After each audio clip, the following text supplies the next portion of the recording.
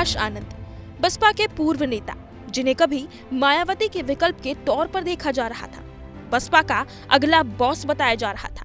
उन्हें मायावती ने खुद बसपा की सत्ता से बेदखल कर दिया। लेकिन एक झटके में ऐसा क्या हुआ कि यूपी की पूर्व सीएम ने अपने भतीजे के खिलाफ इतना बड़ा एक्शन ले लिया। पहले आकाश आनंद से सारी जिम्मेदारियां छीनी, फिर उन्हें बाहर का रास्ता दिखा दिया। क्या आप जानते हैं इसकी पटकथा कहां से शुरू हुई?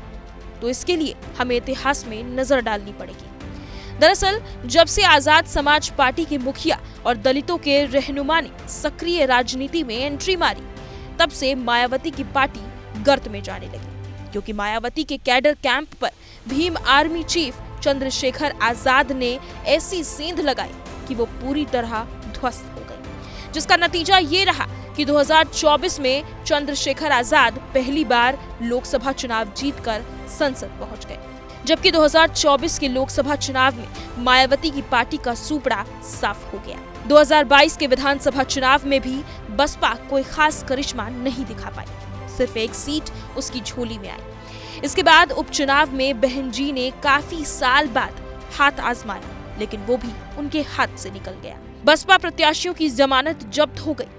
ऐसे में कहा जाने लगा कि बसपा यूपी में अस्तित्व विहीन हो गई है।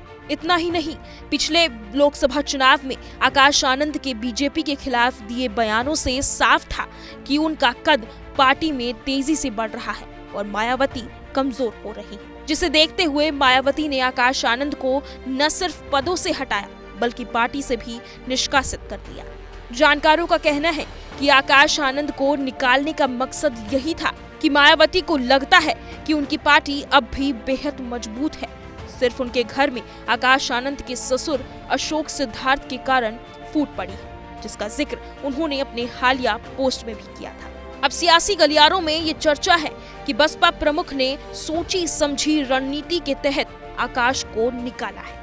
मायावती ने 2027 के चुनाव के मद्देनजर सब पहले से ही फिक्स कर दिया था और आकाश को निकालने के बाद मायावती ने पार्टी और जनता के बीच ये संदेश दिया है कि वो अभी भी पार्टी की सर्वेसर्वा है और उतनी ही ताकतवर है जितना पहले थी। फिलहाल संसद और विधानसभा से लगभग गायब हो चुकी बसपा को मायावती के इस कदम से फायदा मिलेगा या नुकसान उठाना पड़ेगा, इसकी तस्वीर 2027 के यूपी विधानसभा चुनाव परिणाम से एकदम साफ हो जाएगी।